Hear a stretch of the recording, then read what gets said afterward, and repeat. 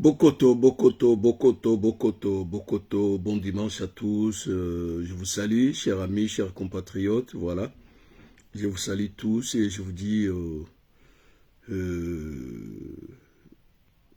bon dimanche à tous. Voilà, un dimanche assez exceptionnel, je vous dirais. Plein de trucs aujourd'hui dans cette émission. Et une émission dédiée à la communauté congolaise, voilà, de la diaspora, d'ici et d'ailleurs. Voilà, les gars. Vous avez eu la chance d'avoir quelqu'un, voilà, dans cette communauté qui essaye de vous faire de belles analyses politiques, voilà. Dieu est bon.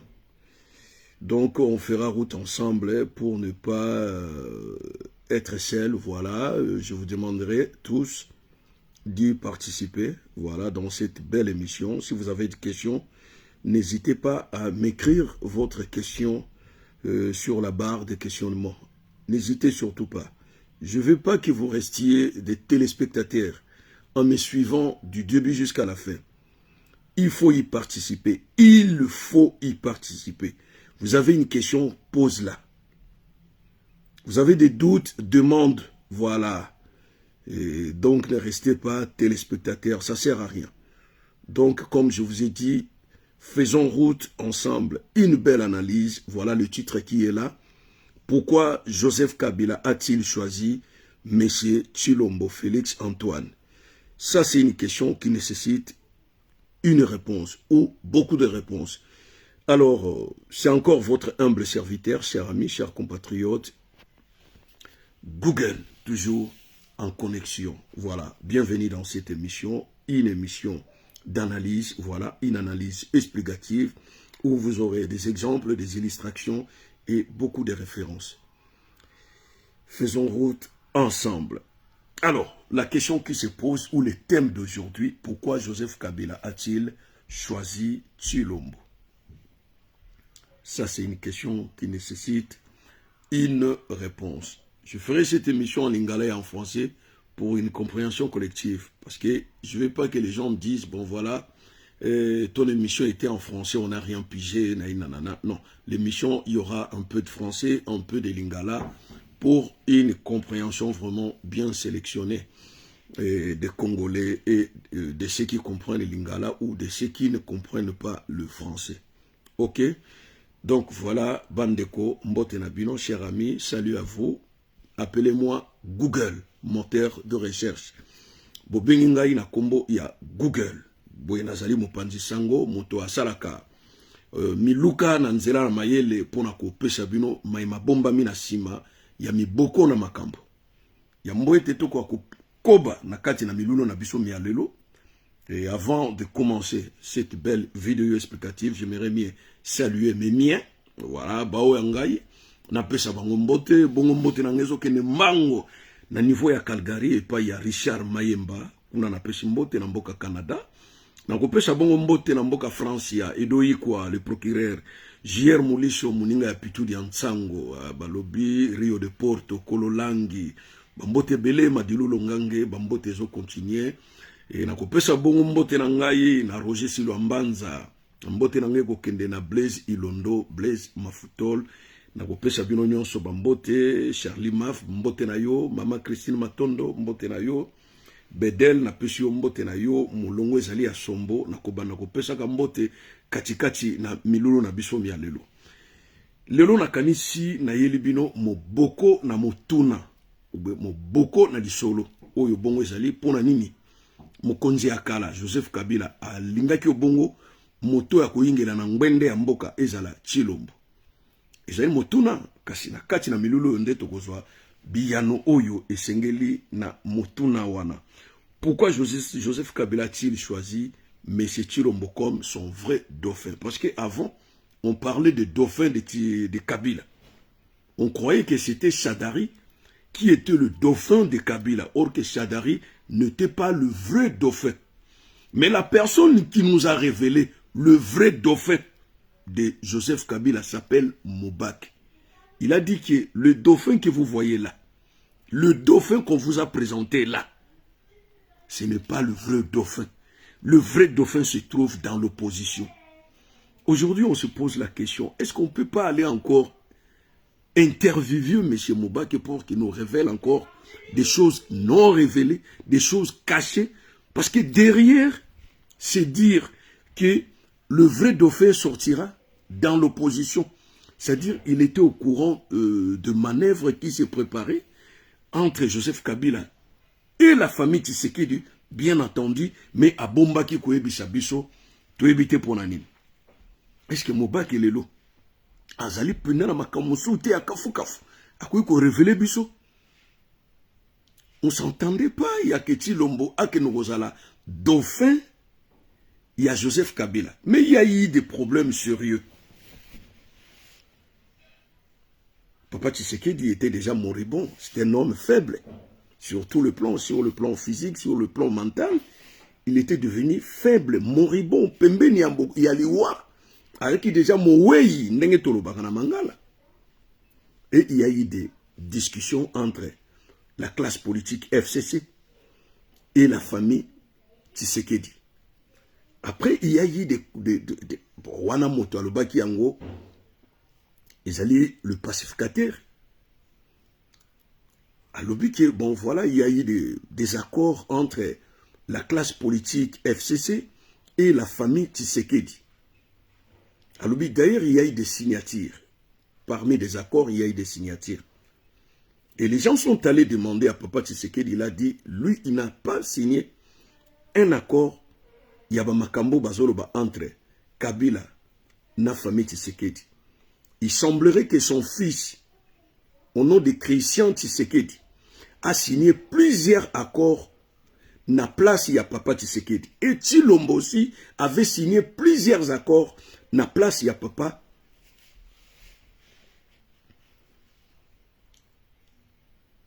Mais en réalité, et là qu'on ignore vraiment Joseph Kabila monakati ya Tshisekedi, pour naïe tant que dauphin naïe to successeur naïe.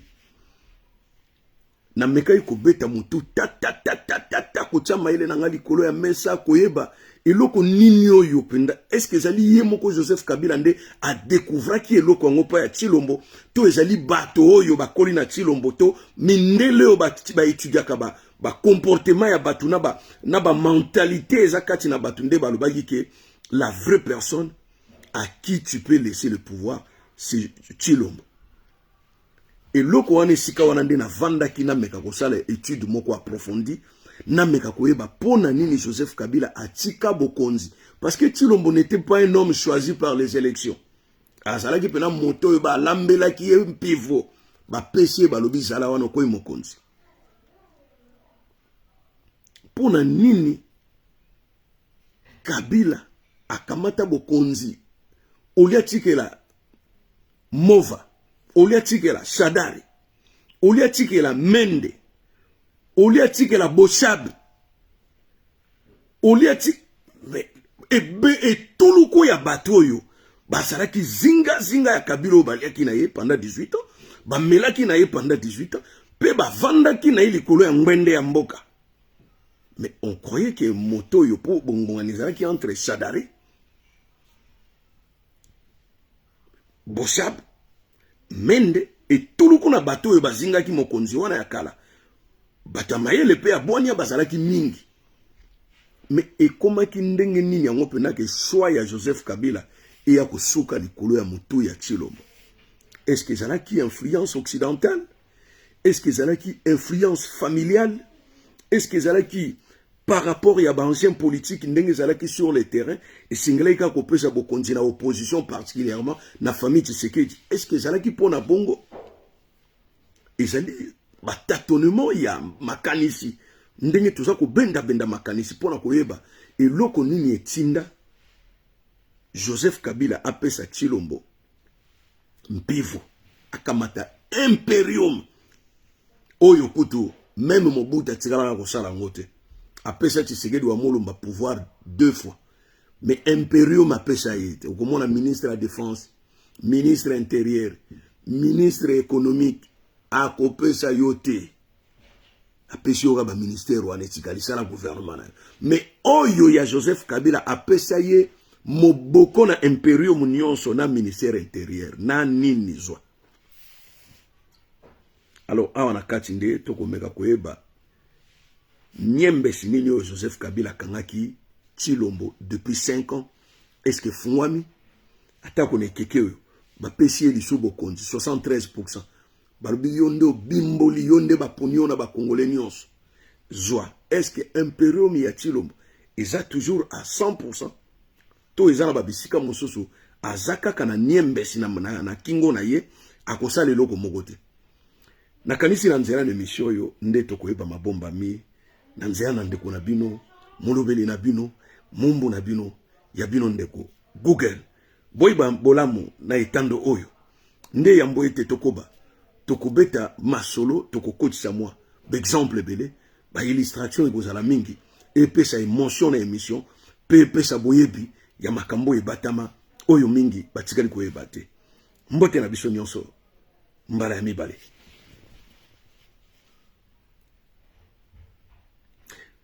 Quand Joseph Kabila a remis le pouvoir à Chilombo, il y a eu plusieurs accords,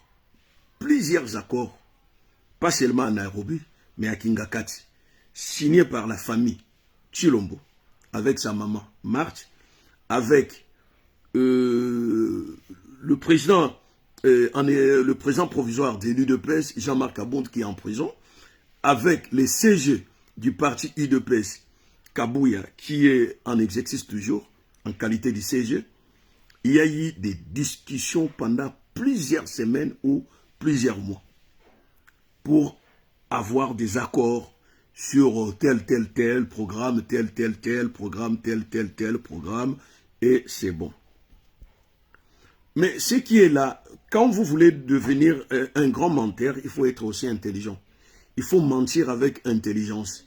Quand vous mentez avec l'idiotie et les gens découvrent en vous que vous êtes un faux menteur, un menteur idiot, cela diminue la crédibilité de la personne qui veut devenir un grand menteur. Nous avons en face de nous un président de la République qui est un faux menteur. C'est-à-dire, M. Chilombo n'est pas un vrai menteur intelligent. Il ne sait pas mentir.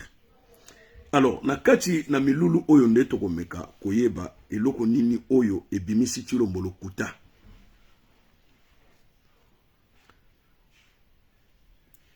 Bakor nini oyo basignaki entre Chilombo na Kabila. Ezali bakor sur le plan sécuritaire. C'est-à-dire, Kabila a cause la garantie la sécurité na ye à jamais, aussi longtemps au Salakara na Congo, à jamais par n'importe quel pouvoir oyo ekoya na Congo. Ezali ba koro ba signé pour Chilombo et Kabila non. Eza ba koro ba signé entre la famille Kabila et la nation congolaise. Faut boyer babilo koana. C'est-à-dire, les gens ne vont pas s'inquiéter. Quel que soit Chilombo ou que soit deuxième mandat, il y aura toujours ces gens-là autour de lui. Et il ne va pas toucher la vie de Kabila. Et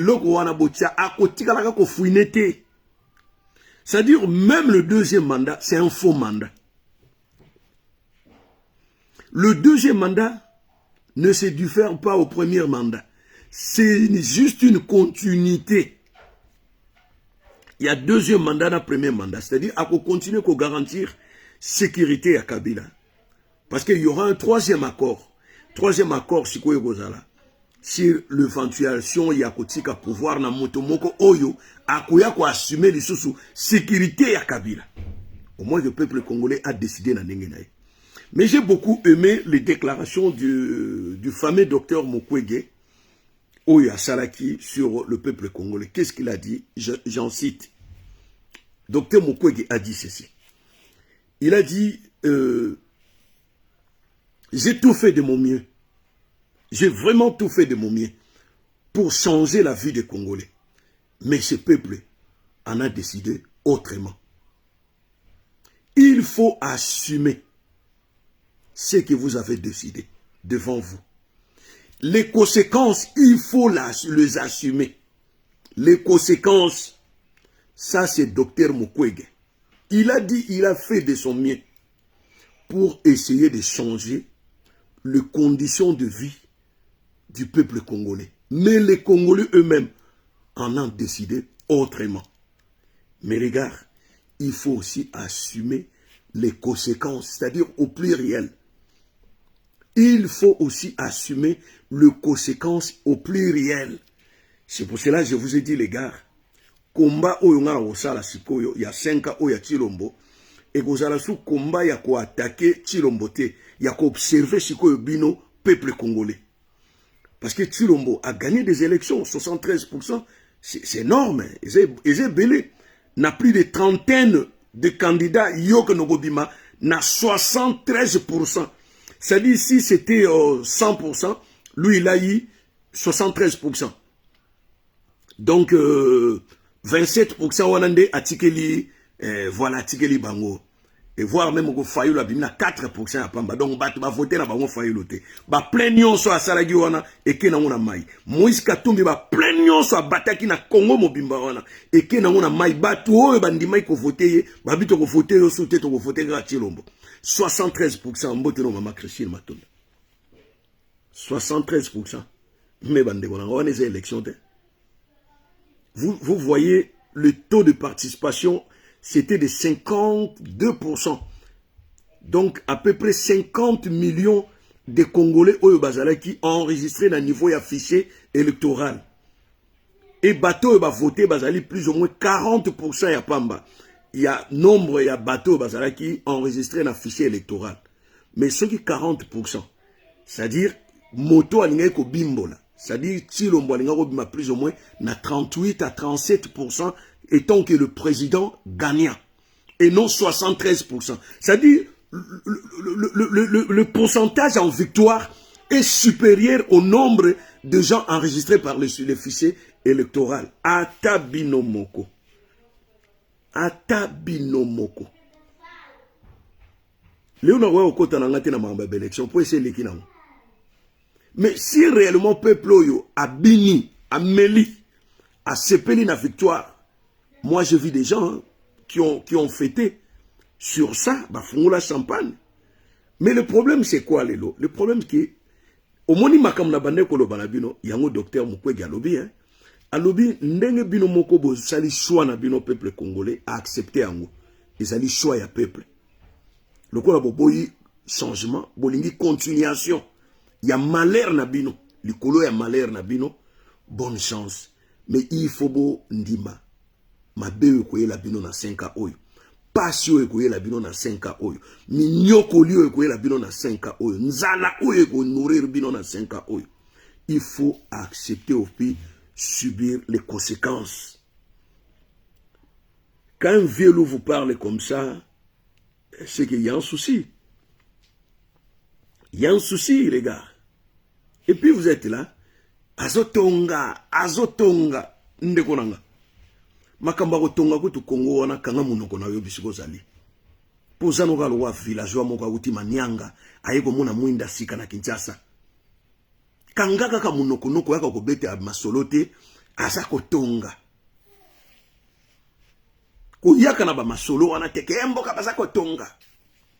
Komeka keloko wana te surtout na ngate pona ko zongi so na nzela na lombango na ko zongi so na nzela na lo yoza villageois ngana za citadine na koli na cité yoza villageois na village eloko ni ezalaka par ba rivière ba zamba ba bilanga ya ba masango eloko ni ezalaka na village ya Congo yo so mone eloko malamu na village ya Congo na mbujima ikotu kaka lelo nde ba yako sala ndako etage pa ya mwana moko bo ya Canada ati ascenseur na kati chaque tongo batatana ba mama bakenda kokanga ba photo liboso ya hotel o ya tonga na mbujimai na chikapa kutu bosana na kikuiti kutu mwinde ya lagate kureza lagate ba hotel nyonso esale la groupe électrogène siko ko tonga o yozolo ba kotonga oyebi ville ya Bandundu ville ezana combien de communes ville la plus grande ville ya Bandundu ville la ville de Bandundu ville dépasse la ville de Kinshasa en termes de superficie.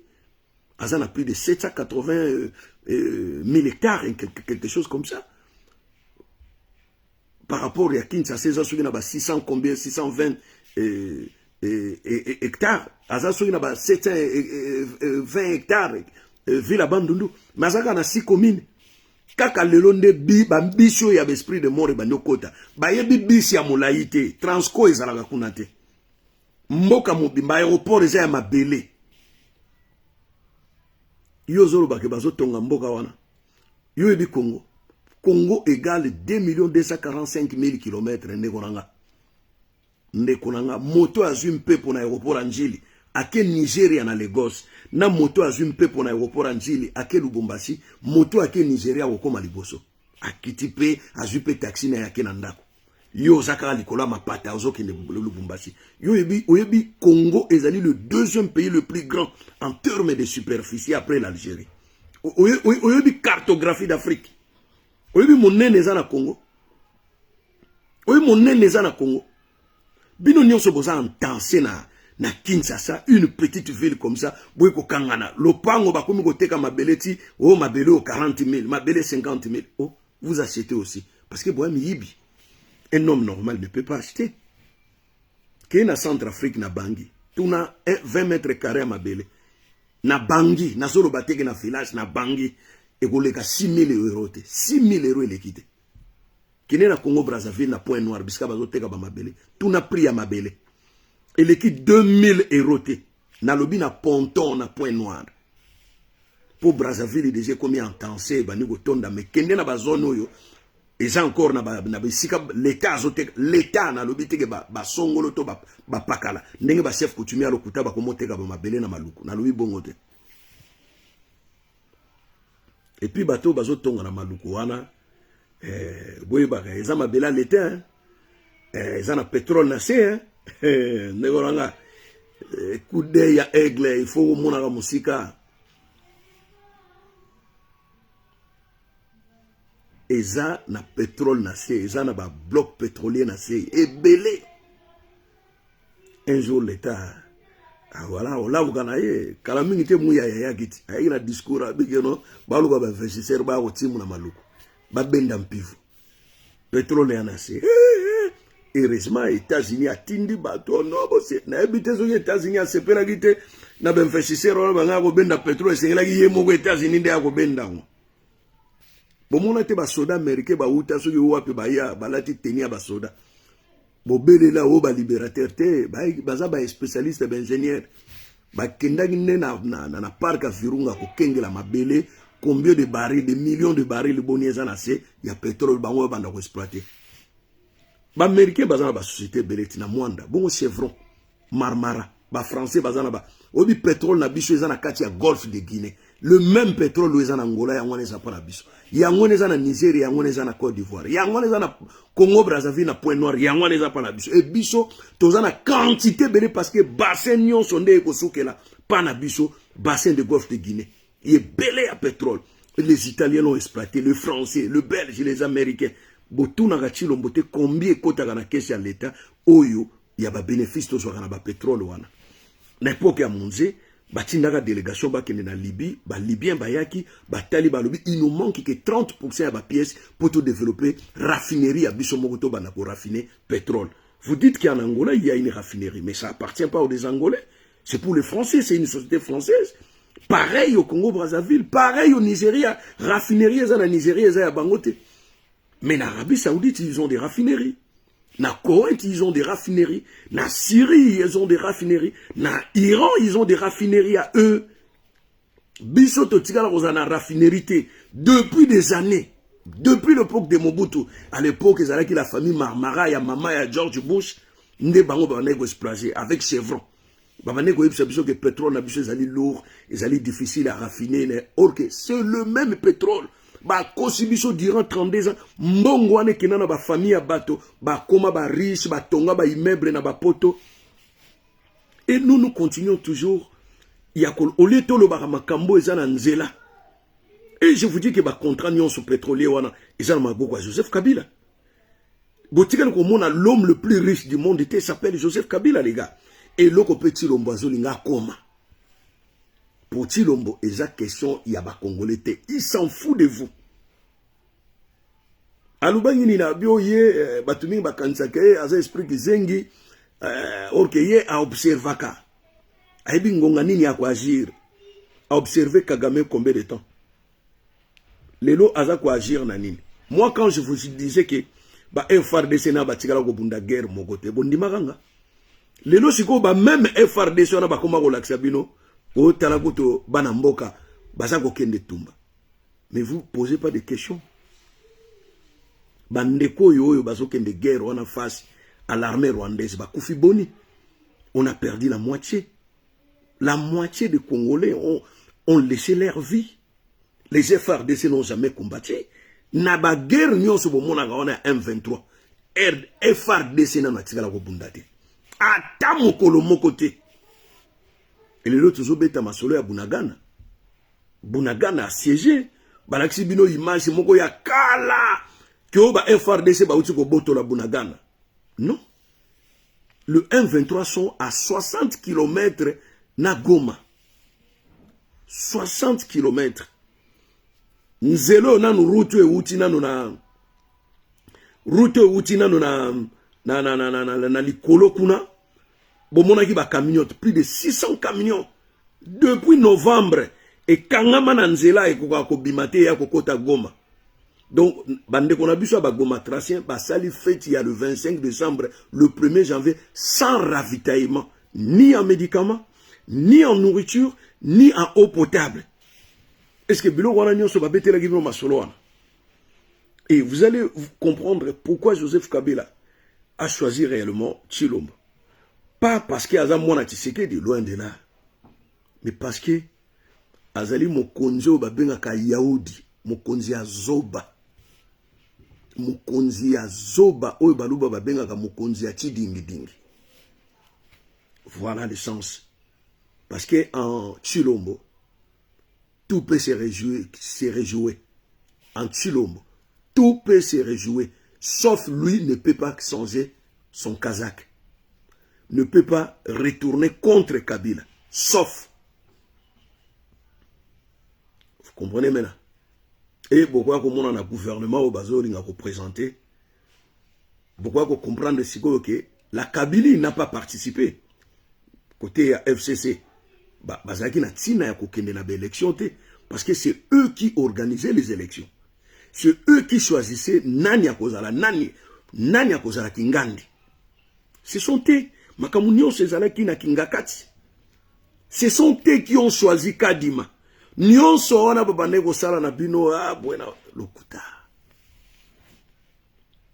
Kadima est en lien avec la famille Tshisekedi. Vrai ou faux? Kadima yete na mwasi na inde bazana hotel wana eza na Gombe wana.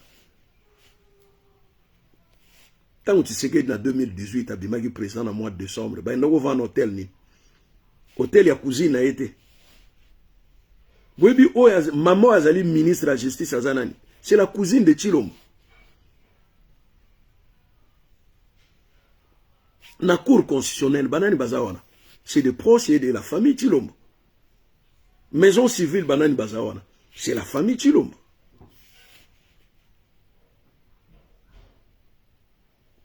Quand les gens vous disent que bon voilà c'est quoi au pouvoir na biso. Et ça pouvoir à balubate, il faut bien discerner les choses. Tant au bateau, moko et tout le coup na bateau, bazako le bateau, si quoi au pouvoir na biso, et bien au lobby aussi au pouvoir balubate, pouvoir ya famille wana.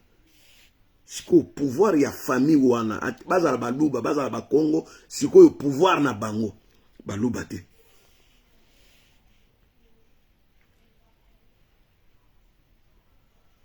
Vous comprenez? Alors, Bakei Tshilombo s'est déplacé lui-même.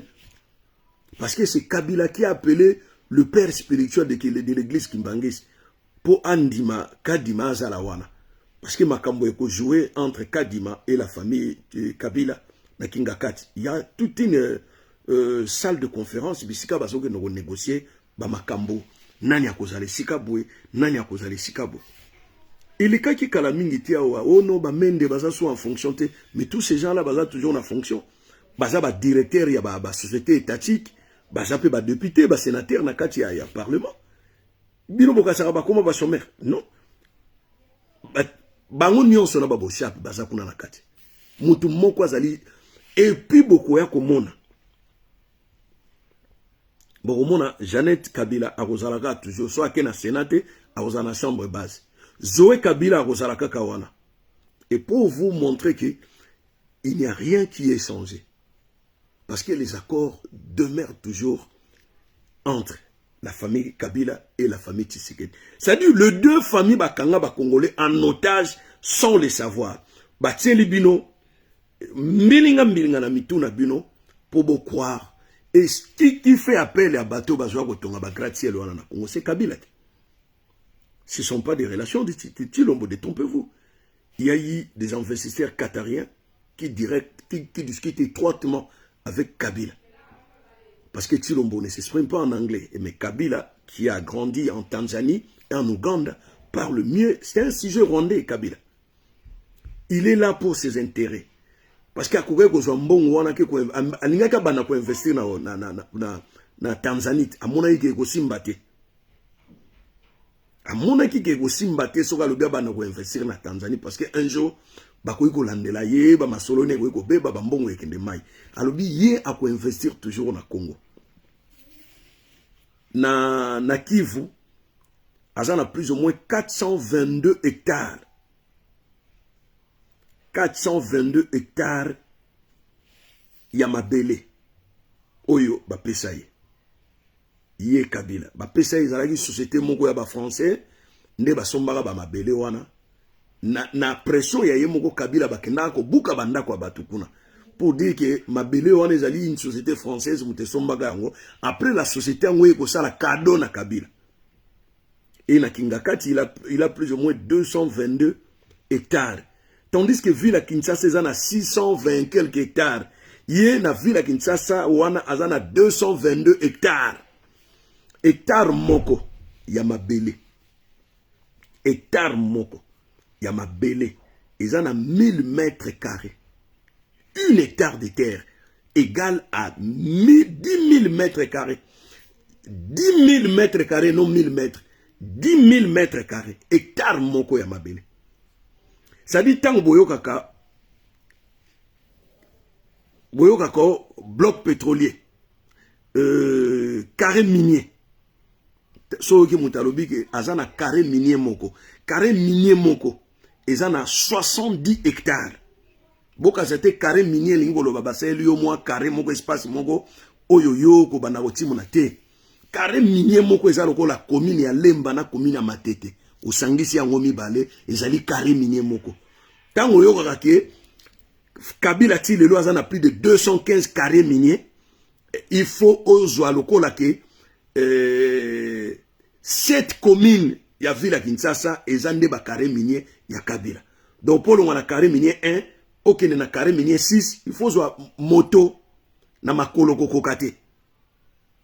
C'est comme ça. C'est comme ça les gars.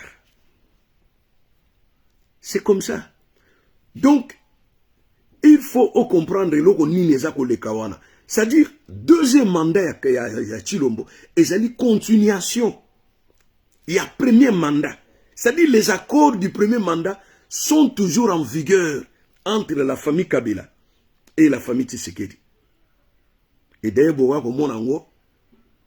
Tshilombo a récupéré quelques batouana ya kala. Kabila a fait ça avec Sama Lukonde et avec Matata Mponyo. 2 fois premier ministre. Et Kabila pas bon Sama Lukonde mais va bien, bon voilà, Tika l'année premier ministre. Donc, on continue les Koya, Sama Lukonde 2. Mais regardez ces bouffons de merde, il y a Sama Lukonde, un bourrique comme lui. Motoyo, donc, à étiquette, un bouffon. Chef du gouvernement. Quelle humiliation pour le Congo. Chef du gouvernement. Mais c'est quelqu'un qui est venu faire l'école de métier ici en France. Après, bon, voilà, une nationalité française, balobi ono abotama en France. Abotama en France, tout l'andela makamune, non. Il n'a même pas grandi en France. Akola na yekuna na katanga kuna, makambele bele atangine kuna. Après, il y a l'école de métier awa. Donc, école ya misala ya maboko. Et puis, l'école bango ba parents na bango déjà bazalaki na ba coopération ebele na ba Zekamine, ba Miba. C'est pour cela qu'il a œuvré là-bas à Sali na Zekamine. Na ekeke ya Joseph Kabila, étant que expert cadre na Zekamine. Et puis, Sama Lukonde Moutakot, c'est un circuit c'est Moïse Katumbi. N'oubliez pas. Tant que vous trahir Moïse Katumbi, tant que Moïse Katumbi a bêté les solos, il y a troisième pénalty, vous avez les caté. Le quoi, tu l'ingas na biso yete, tu obenge yuda, or que n'angonga ne singla qui to encadré yé. Asa ilo wa Moïse ya solo moto ebinda kwa Pharaon, yé muta ko libérer bana Israël. Mais tellement tous en a discours mon quoi m'a sur ce monsieur, c'est inquiétant. C'est inquiétant bandegonanga Sarkozy. C'est un Hongrois, de grands-parents aux parents, Sarkozy, mais il est né ici en France. Après, Bango ici, Benga qui déjà Noël Tchani, depuis les États-Unis, pour aya soutenir Bango, na à quoi il s'est Moïse Katumbi. Parce que Baïbi avec Moïse Katumbi, vrai changement, il y a Rolobera Koutouté avec Mukwege, vrai changement. Motoga na doutagana ya Mouké, na comportement, na très colérique, et ça Fayoulou. Fayoulou me fait toujours peur. Parce que Azam Moutsoui bo reprocher na likambo moka lobaki, akou ko tombo kasili ke libino. Ça c'est pas un bon comportement. C'est pour cela que je parle pas trop de Fayoulou. Et ngai na wiko tsa Fayoulou mokonza mboka wana te. Parce que au risque à comme dictateur, tokonyo comme makas ko le gabato nyos. Mais il y a deux personnages on a ebi sarabino, soki tondimaki moko na bango lelo, na kanti vrai changement to wiko beta masolo na wala mikolezoya. Moïse Katumbi et le docteur Mukwege. Ce sont des candidats potentiels. Bah, on va y a un changement à solo. C'est pour cela que on a voté, na voté Moïse Katumbi. Na mona batebele ba finganga.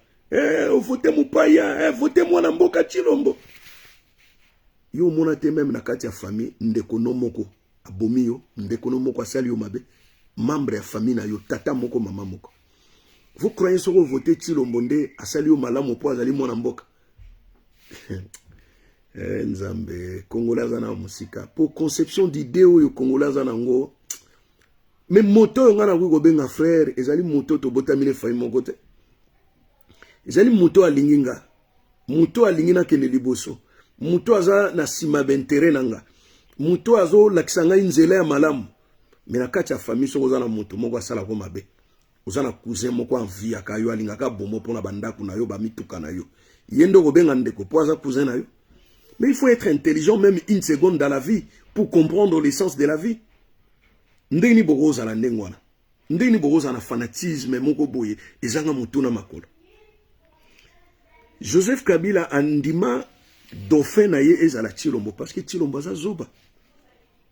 Chilombo za mayele te. Aza moto alingi kokosa maye aza na mayela kokosa te. À chaque fois soit akosi bakangaka ye. Aleki 2 fois de suite devant Christian Lusakoueno. Et la même question s'est répétée à plusieurs fois. Combien gagnes-tu le mois? Alors, si je te dis combien je gagne, je mens. Je ne connais pas combien je gagne.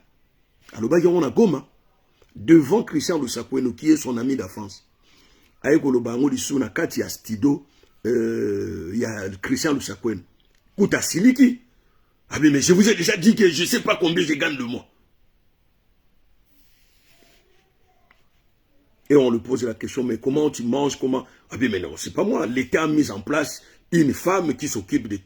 Donc, tu poses jamais de questions à cette femme, combien elle dépense pour toi le mois. Tu n'as jamais posé la question à cette dame qui s'occupe de la gestion de tes dépenses. Tu n'as jamais lui posé la question.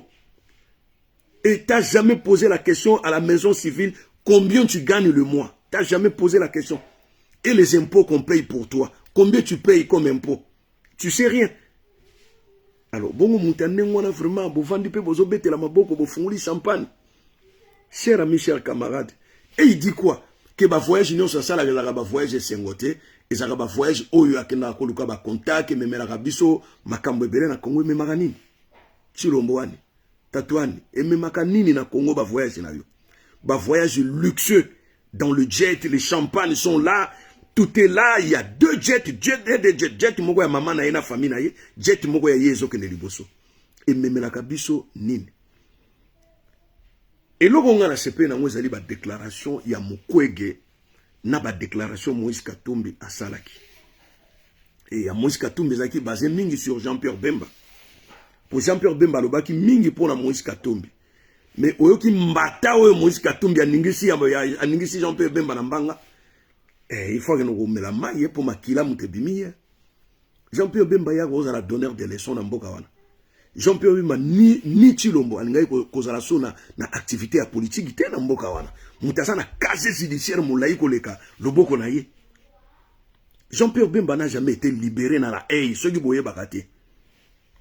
Il n'a jamais été libéré dans la haie. Azalaga toujours coupable est-il les lots.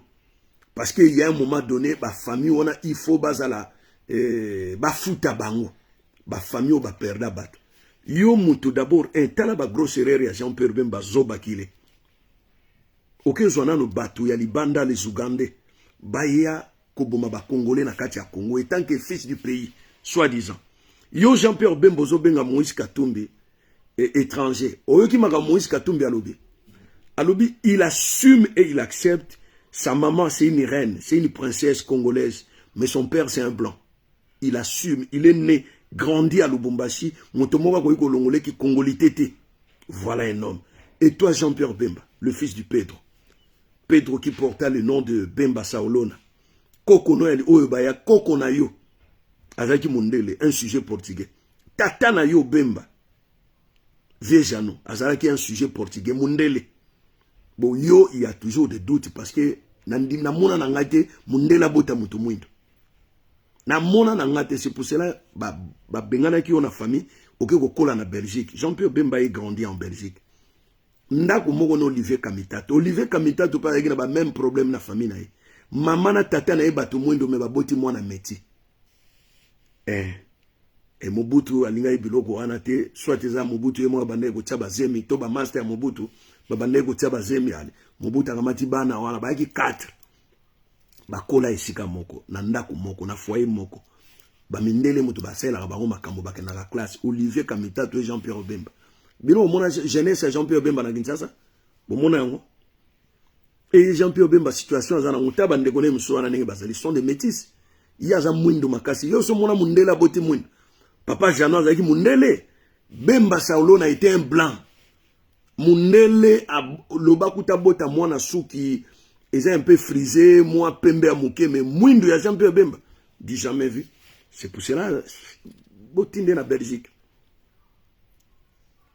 et puis au lieu vendre na mabe au sali na Équateur tuti batu na maboka ondinyo kende lisuko boma batu na pays mososo na Centrafrique ba no yo prison ya 10 ans ah ndeko na 10 ans de belete ya mona Jean-Pierre Bemba comment quoi liboma et belé ya ba soda ou ya DSP a sundola kuna na pool na ngambo ya Congo Brazzaville tilelo bazwaka lo meya te aloba bob tanga kombo na ngali sute na minoko na bino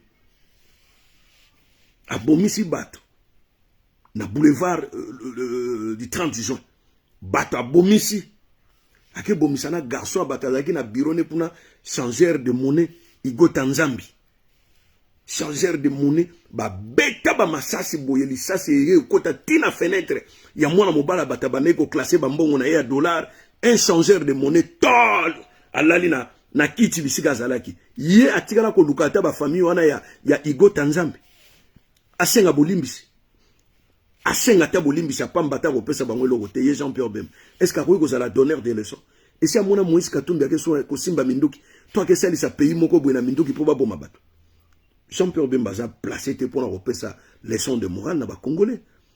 Ce qui est benda qui est, on a benda qui est par ses relations avec des Ougandais. Pas pour que nous aussi sa guerre. Pour battre une base là, ah, Jean-Pierre Bemba, ministre de la Défense, ah, M23 va au moins là-bas, oh là là. Nzambe, peuple mogo naïf. Et si au moins Jean-Pierre Bemba bundi ate et tumba mogo na ngam. N'Équateur a bandé gola tanza combattre. Et comme il y a M23 là, t'as raison de combattre, à Komaga à clavate. Alors il faut se méfier de ces gens-là, les gars. Na sepeli na ba déclaration, il y a Mukwege à l'obike. Je fais de mon mieux. Na longola bino na passe. Mais vous avez décidé autrement. Vous, peuple congolais. Mais il faut assumer les conséquences. Les conséquences.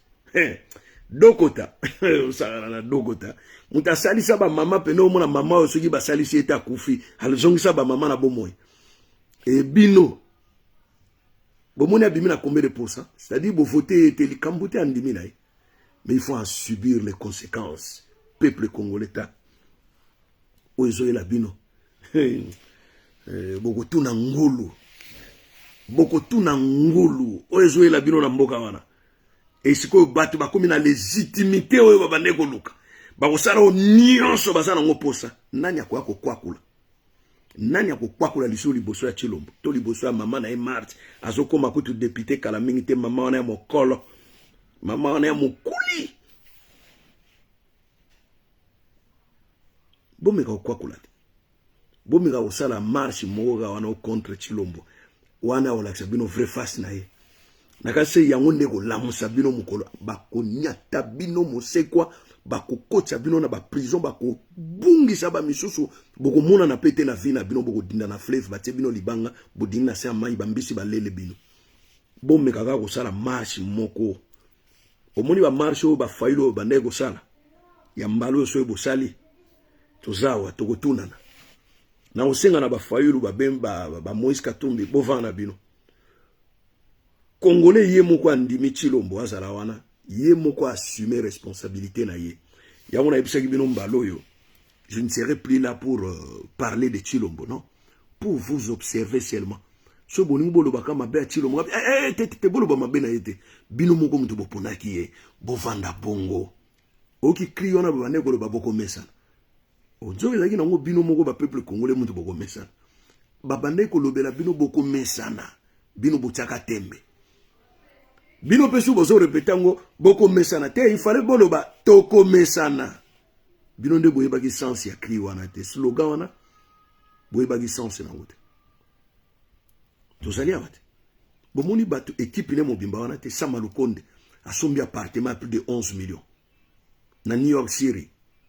Muyaya asombi New York Times ezako lobela makam botanga ka ba journaux po boyeba. Ces gens-là sont là pour leurs propres intérêts, frères, chers amis, chers compatriotes. Bako sala bino boye na deuxième mandat. Boye boko sala boye souffrance makila ko bima bino na miso pona pasi ya kolela. Tozali awa. Et ngai na osalaka wana okengela bino na okengela so Tshilombo te po ata na kengeli il n'y a rien à faire. Il n'y a rien à faire avec Tshilombo. Et mbalo bo pese pene imperium ya bino moko bomelaki ba champagne awa na Paris na Belgique na Canada na Montréal. Vous avez ouvert des champagnes bomela oh Tshilombo. Nazo zela bino muto ya ko loba mabe ya Tshilombo. Nzambe na ngana ko sepelisa ye mukolo wana. Oya ko loba suma be ya moto yo ponaki na ko sepelisa yo mukolo wana. Na komi agent to chroniqueur te to porte-parole ya Tshilombo te. Nde nazo sala makambo contrairement ya oyo bino bo pensaki. Joseph Kabila a choisi Tshilombo par l'obéissance. Il est le seul Congolais qui obéit à 100% à Joseph Kabila. Et d'ailleurs, Makamounion c'est ça sur la table. Ils ont conduit les accords le premier accord de Nairobi et de Kingakat, ils sont conduits. Ils ont conduit les accords là au deuxième mandat. Donc, le langage de Tshilombo, je ne fouinerai pas dans le passé de l'ancien président, continue. Il ne fera même pas ça, même ata mvula ya mabange beti bokotika la koyoka teo Tshilombo alandeli Kabila na likambobo. Et Kingakati demeure toujours une ville dans Kinshasa appartient à Kabila. Et sans oublier Zoé Kabila, Jeannette Kabila resteront toujours au sein du Parlement. Voilà, les accords continuent. La famille Olive Lembe, la famille Kabila régneront toujours en maître dans la ville de Kinshasa ainsi que dans tous les étendues du Congo. Mwanga Tchouchou, il sera libéré. Et les accords doivent être respectés et honorés. Voilà pourquoi Joseph Kabila a choisi Tshilombo. C'est parce que c'est un bouffon. C'est parce que c'est un homme moins intelligent. C'est parce que c'est un homme qui ne répond pas aux critères d'un homme de devenir président de la République. C'est quelqu'un qui ne ferait que parler au nom du bien. Mais en réalité, c'est un malfaiteur. C'est un homme qui n'aime pas les Congolais. Non plus, il n'aime pas les Congo. Il est là pour ses propres intérêts, ainsi que les intérêts de sa famille. Illustrons l'exemple de sa maman, Maman Marthe Kazalo. Une dame de 85 ans qui frotte son visage à son pakola, à son tela, à son salaba chirurgie, à son postule. Une femme à la retraite, 85 ans. Et ça, ba maman mingi ba mouni ata 80 ans. Oyo wana zali mobange à la retraite. Mais elle dit quoi? Elle dit, il faut qu'on m'a dépité. Pour dire quoi? Défendre qui? Si elle veut défendre les Congolais, qu'elle commence à dire à son fils de laisser le pouvoir. C'est un pouvoir qui vient de la tricherie. C'est ça. C'est ça, défendre l'intérêt des Congolais. Mais si elle n'ose pas le faire, c'est-à-dire Azali n'a même panier que moi nanaye. Elle veut devenir députée pour renforcer le pouvoir et à moi nanaye. Parce qu'elle n'a qu'à parler, mawana, ce qui a l'obité moutoumousoua kolobate. Maman est mokonzi. Arose à la paix présidente, il y a parlement, il y a un lingi, oh, makambo, tala, bomona makambote ezo ya liboso, eko sepelisa bino, boko bano fungulaka miso, mais bokanga minoko, bobeta masolo na bandako. Soki bo meki kaka koya na ba réseaux sociaux, na ko sukula bino ya ko sukula. Bo supporter ba conséquences. Maman Marthe a postulé. Tu risques soit présidente, il y a Sénat, tu y a chambre basse à la Maman Marthe. Et tant que tu as parlement, tu as modifié la constitution, tu n'as pas comme un roi du Congo, tu as eu 3e mandat, le mandat mi baloyo, et que il maille parce que azalaki na majorité, parce que si ko yonde, nandu bomonité peuple congolais. Mais ngalo on a zo sepela nango. Ata kozala soutenir la Kabila, na Paul Kagame, o ya finga mikolo nyonso, mais en coulisses ils sont toujours en connivence. Mais Congolais, tant à Kolamoka, nasi à Kolamoka cette fois-ci, il y a vrai. Il y a on a tiki mi kumba nyonso na maboko ba Congolais. Na sukuli maboko na kokota suma kamba ba Congolais te. Congolais zali peuple naïf, idiot, zoba. Comment tu peux accepter la prolongation de votre souffrance sur la personne qui vous fait souffrir? Congolais, mon colonie au quoi maïe ata une seconde na vie na yo. Pe ozo beta mbunda, ozo me la champagne. Coup de chapeau. Que le diable vous bénisse. Que le diable vous bénisse. Et on verra la bénédiction du diable. Et comment? Et positive ou négative? Voilà, chers amis, chers compatriotes, vous avez vite compris pourquoi Joseph Kabila a choisi Tshilombo. Parce que c'est quelqu'un qui obéit à la Kabylie. Et c'est quelqu'un qui respecte les accords. Et c'est quelqu'un qui met en œuvre la sécurité de la Kabylie entre les bonnes mains.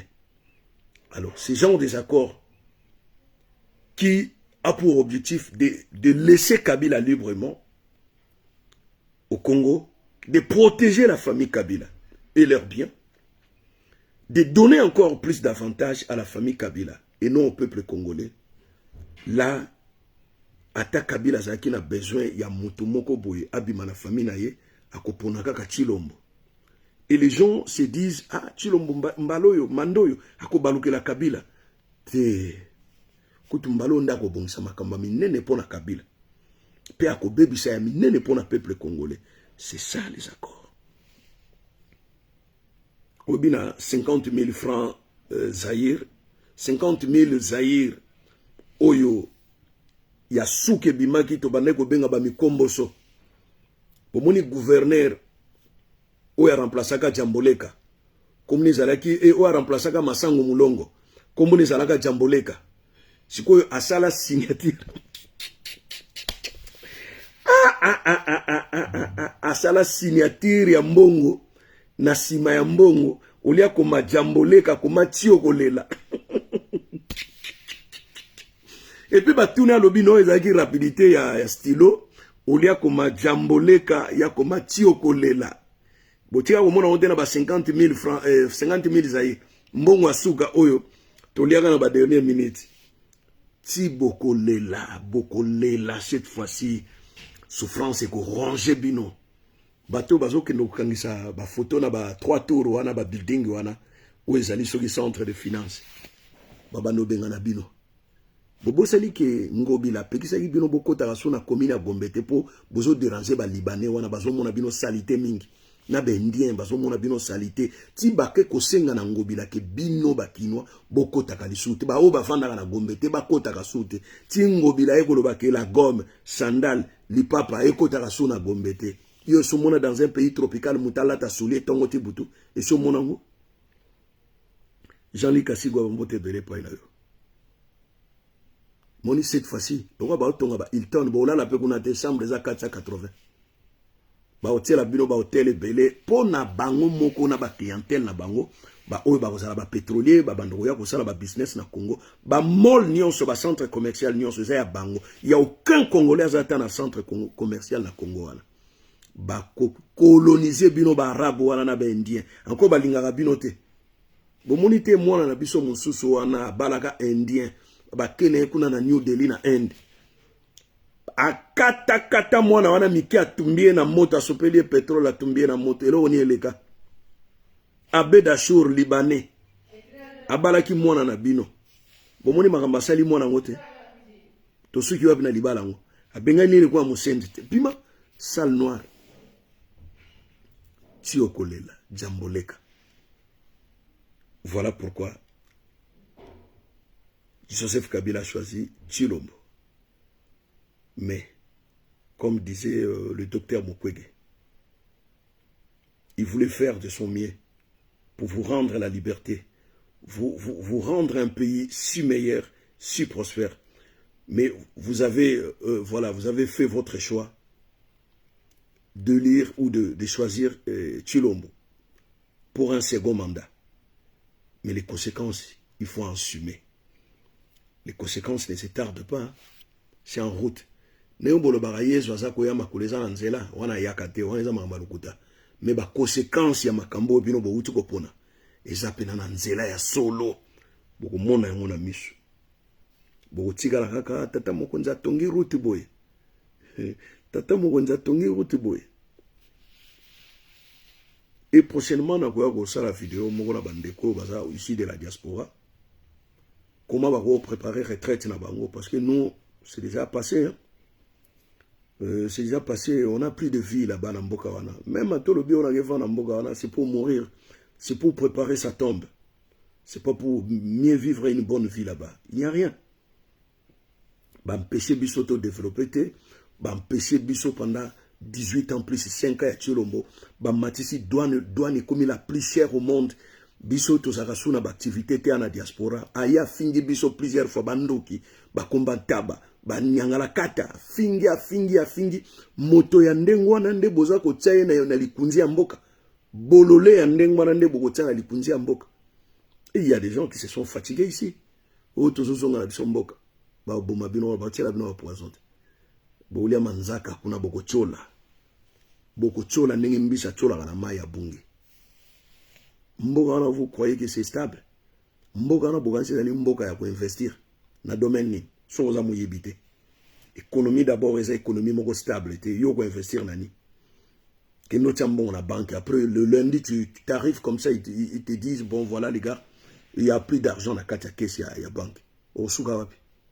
Mbongo yo sali sa na mutokino pendant 40 ans 20 ans na poto.